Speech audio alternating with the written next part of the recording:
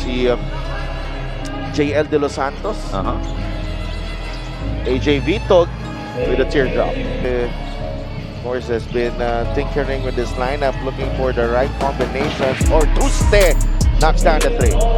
Isa na yan sa mga shooters na kailangang Pati lalo na wala pa din mga veterano nila Ford Ruaya, Val Acuña at JJ Ilagan who are all injured.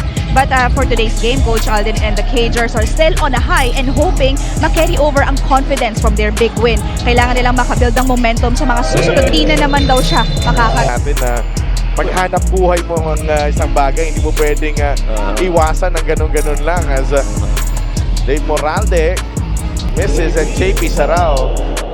And I like what I'm seeing from JP Sarao. Yeah. Here's Ortuste. Sarao sa ilalim. King Destacamento finishing on the other side. And that's one of the guys that's gonna benefit if... Of course, he's more of a floor spacer at the 4 spot.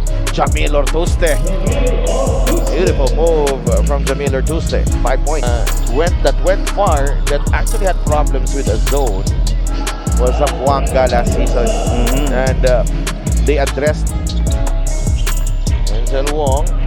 Scores on the drive. Wong is not actually... Belis. Nice pass to Sevilla for the finish.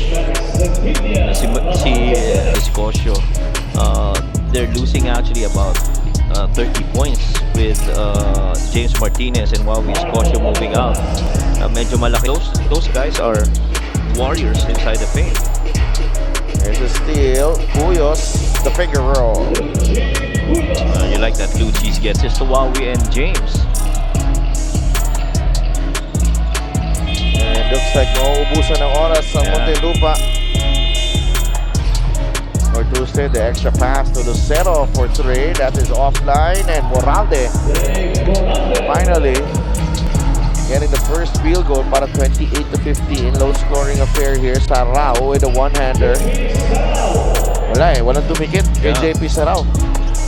Ang ganda rin. It's a good point there, Coach Mike. No? Ibig sabihin parang you feel that they don't need, they should not be needing, hindi takot tumira. At saka ano siya, very impactful siya if he, influences a game, and once he gets into his Bicol.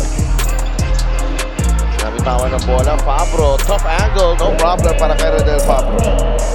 sanay yan sa mga Gayosa runs into Destacamento. Fabro not giving up. Sarao. Umatake sa ilalim. JP Sarao. What a move. JP Sarao, you need him to make contributions and magkakumpiyansa going forward. Yeah, yun nga sinasabi ni Coach Alvin din. They build some more. Here's Sarao underneath. The JP Sarao is just getting all the passengers na makukuha niya. It's that type of Sarao. Lahat na gusto Moralde, Lucero leading the break behind the back to Ortuste for the finish. Might si Maximilian. Basket and one para kay AJB. Actually went there, Coach Mike, in 2019 or MPBL in Dubai. And yan sila Kim mga nag-welcome sa. Swings it over to Ortuste. Layup is good. Muntinlupa, here come the Cagers. Sarao underneath, and another beautiful play from JP Sarao. Lucero fires a 3 off the glass and in. Swings it over to Amores. Step back 3. Pasok yan para kay John Amores. Back to Lucero. That is an open 3. Pasok yan. From the city that's really developed well. Another good underneath pass there for Lucero. Gonzalez from the corner. 3-pointer. Yes, sir. Gets into the lane. Elad scores. good move by Brian, seeing that open. Amores. Good. Mosqueda from the corner. Yes.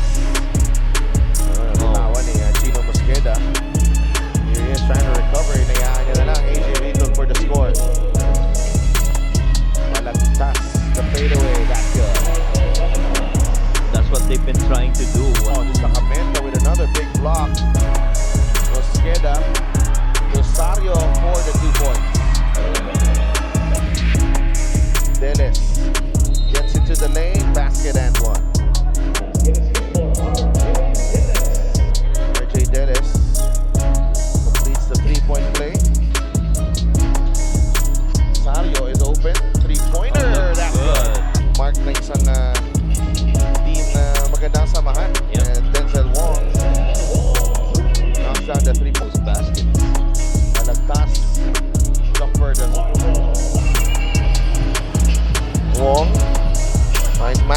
Magnolia.